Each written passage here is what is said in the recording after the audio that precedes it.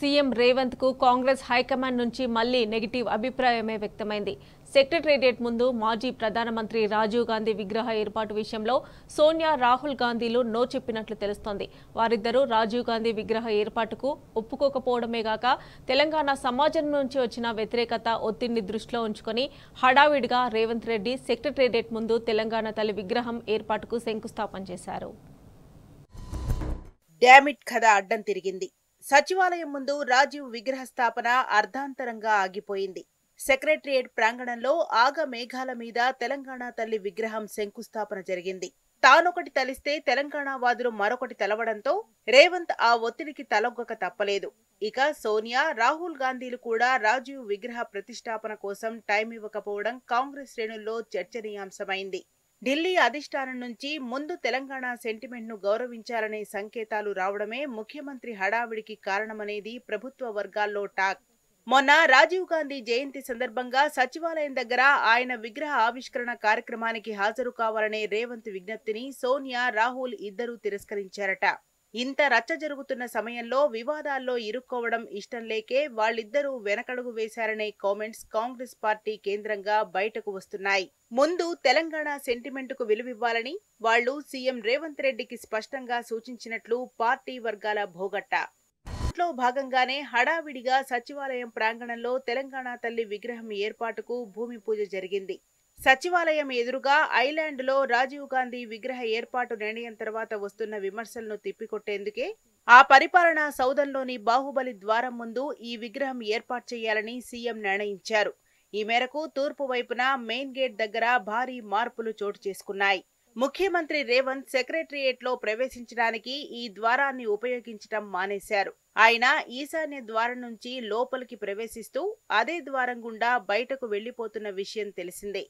ఇక అధికారులు కూడా మెయిన్ గేట్ వాడొద్దని, నార్త్ ఈస్ట్ గేట్ నుంచే రాకపోకలు సాగించాలని ఇప్పటికే ఆదేశాలు జారీ అయిన విషయం తెలిసిందే. కాగా తూర్పున ఉన్న మెయిన్ గేట్ నుంచి బాహుబలి ద్వారం వైపు వెళ్లే దారి ఇకపై ఉండదు. అందుకు బదులుగా గేట్ లోపల కుడి ఎడమ పక్కలకు చీల్చి వాక్వేల్ ను ఏర్పాటు చేయనున్నారు. వాటిని నార్త్ ఈస్ట్, సౌత్ ఈస్ట్ ద్వారాలకు వెళ్లే దారులకు కలపనున్నారు. ఇక కొత్తగా ఏర్పాటు చేసే తెలంగాణ తల్లి విగ్రహం ముందు దీర్ఘ చతురస్రాకారంలో ఒక ఐలాండ్ నిర్మించి మధ్యలో వాటర్ ఫౌంటైన్లతో సుందరీకరించనున్నారు. ఆ మేరకు నమూనాలు కూడా విడుదలయ్యాయి. వేగంగా పనులు పూర్తి చేసి డిసెంబర్ 9వ తేదీ తెలంగాణ తల్లి విగ్రహావిష్కరణ చేయాలనేది ప్రభుత్వ భావన.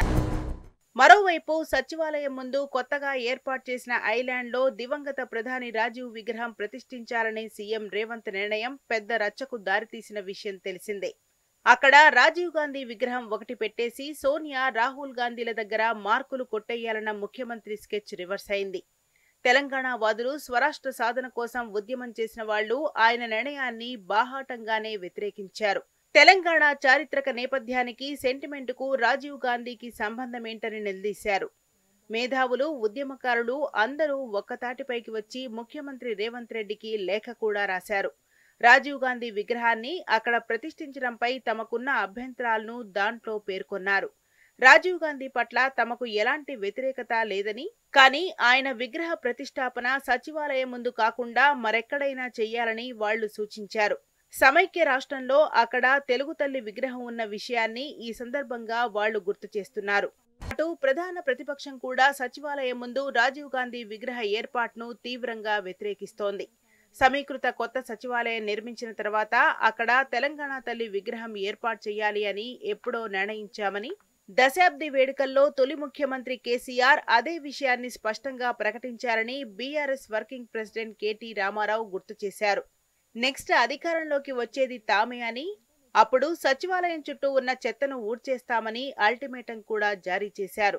పరిపాలనా సౌధంలో పనిచేసే ఉద్యోగుల్లో నిరంతరం స్ఫూర్తి నింపేలా దాని ఎదురుగా తెలంగాణ అమరవీరుల స్మృతి చిహ్నంగా అమరజ్యోతిని ఏర్పాటు చేసినట్లు వెల్లడించారు. సచివాలయానికి డాక్టర్ బిఆర్ అంబేద్కర్ పేరు పెట్టడం, ఆ పక్కనే ఆయన 125 అడుగుల విగ్రహం ఏర్పాటు చేయడంలోని మర్మాన్ని కేసీఆర్ అనేక సందర్భాల్లో వెల్లడించారు. ఇవన్నీ విస్మరించి తెలంగాణ వాదులు, ఉద్యమకారుల ఆకాంక్షలకు వ్యతిరేకంగా కాంగ్రెస్ పాలకులు రాజీవ్ గాంధీ విగ్రహం పెట్టడం తీవ్ర అభ్యంతరకరమనే విమర్శ ఉంది. అదీగాక సచివాలయంలో ప్రతిష్ఠిస్తే తెలంగాణ తల్లి ప్రాధాన్యం కోల్పోతుంది అని, జనసామాన్యానికి అక్కడికి వచ్చే సందర్శకులకు అందుబాటులో లేకుండా పోతుందన్నది సగటు తెలంగాణ పౌరుని అంతర్గతం.